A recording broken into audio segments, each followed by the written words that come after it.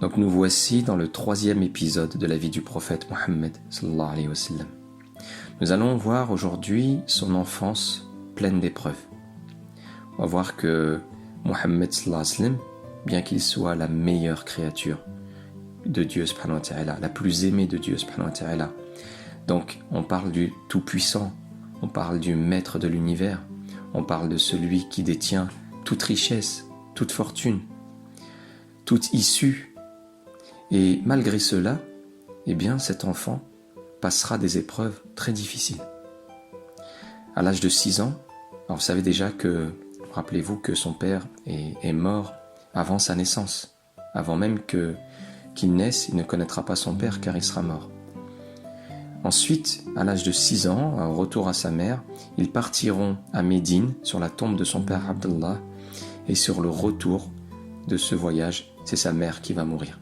Donc il y avait un esclave avec eux qui ramènera le prophète sallallahu alayhi wa sallam à la Mecque à son grand-père Abd al-Muttalib. Alors je vous laisse imaginer l'épreuve, l'ampleur de l'épreuve.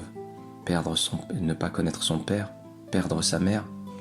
On voit que chez l'orphelin, le besoin d'amour est immense.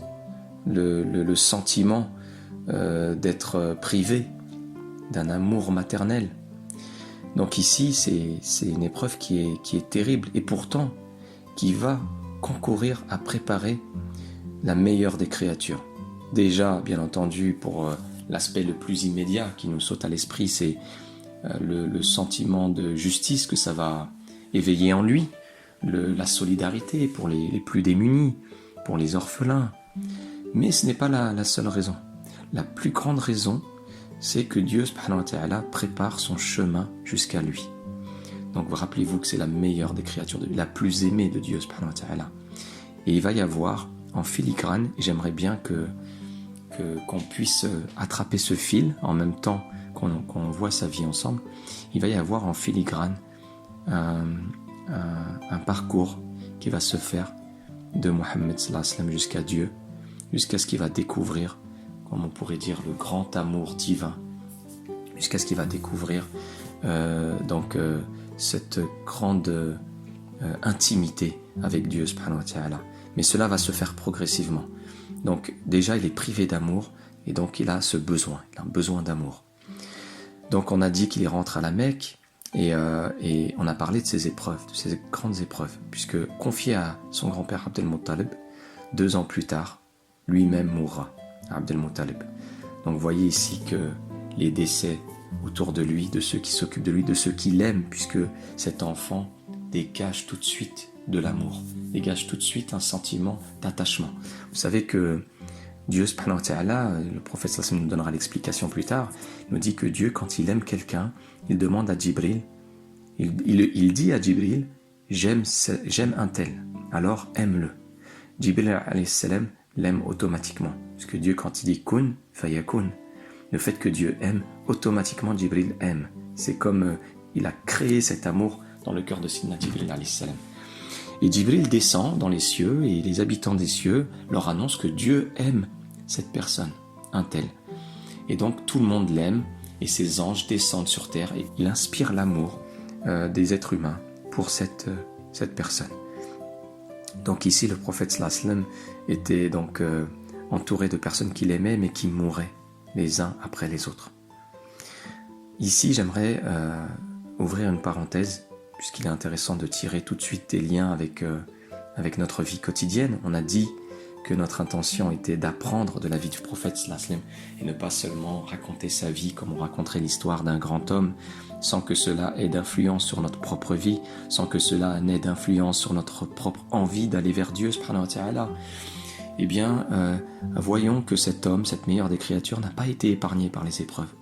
Donc mon cher frère, ma chère sœur, cher ami, pour celui qui écoute, sache que si tu éprouves des difficultés dans ta vie, des difficultés qui peuvent paraître insurmontables, souviens-toi et rappelle-toi qu'il ne s'agit pas de la part du destin, il ne s'agit pas de la part de Dieu subhanahu wa ta'ala de te châtier ou de te punir, mais bien au contraire, de te permettre, en surmontant ces épreuves, d'accéder à lui, de te permettre de mettre sur ton chemin ces difficultés, à l'image de celui qui va s'entraîner physiquement pour atteindre un certain niveau de performance physique. Eh ben, il ne va pas se ménager. Il ne va pas se ménager en termes d'épreuves, de difficultés. Il va se mettre des poids au niveau des chevilles, au niveau des poignets. Il va courir avec, il va sauter avec. S'il est boxeur, s'il fait du taekwondo, s'il essaie de faire référence à des sports qui parlent aujourd'hui. Eh bien, dans le monde spirituel, dans ce chemin spirituel, ces épreuves et ces difficultés ont le même rôle. Leur rôle, c'est de nous permettre d'apprécier ce sommet vers lequel que nous gravissons, ce mont que nous gravissons et qui nous fait atteindre un certain sommet. Ici, donc cette enfance pleine d'épreuves donnera à la suite, dans sa jeunesse, le prophète sallallahu alayhi wa sallam va être confié à son oncle paternel Abu Talib. Alors ce qu'on n'a pas dit, mais qu'il est temps de mentionner ici, c'est que Abu Talib, pourquoi Abu Talib ? Déjà parce que c'était le fils aîné de Abd al-Muttalib, donc c'est lui qui va reprendre les rênes, on va dire, de la tribu des Quraysh. Mais en même temps, Abu Talib, c'est l'oncle le plus direct du prophète Mohammed sallallahu alayhi wa sallam, l'oncle paternel, aîné.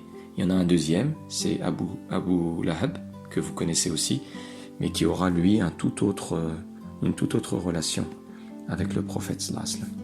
Plutôt une relation d'adversité, quand Abu Talib, toute sa vie, le protégera et le défendra. Alors Abu Talib, bien qu'il soit chef de la tribu, est très pauvre. Il est très pauvre, il a plusieurs enfants et a du mal à les assumer. Donc le prophète Mohammed sallallahu alayhi wa sallam, jeune, dans sa jeunesse, va devoir travailler très tôt.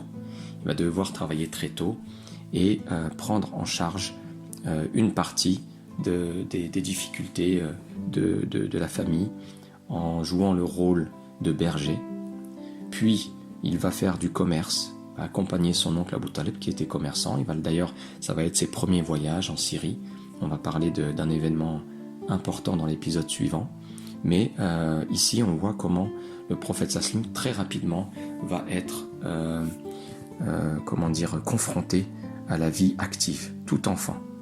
Et d'ailleurs, il racontera plus tard que tous les prophètes ont été bergers.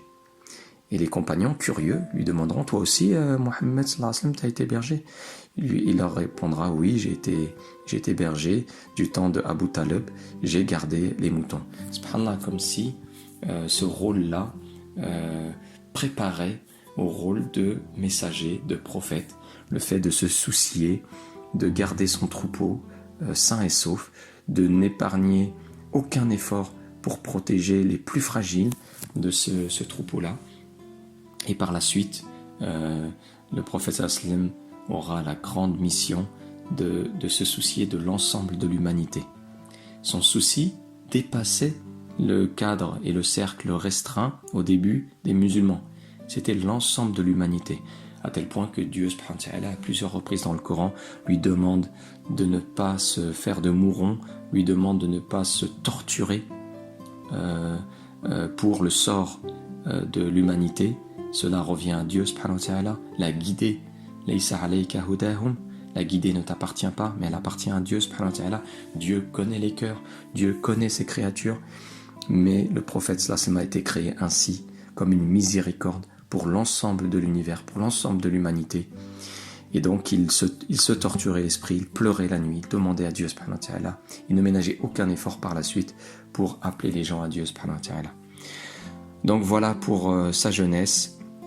Nous verrons, comme je l'ai dit au prochain épisode, sa rencontre avec le moine Bahira en Syrie lors d'un voyage de commerce. Wassalamu alaikum wa rahmatullah.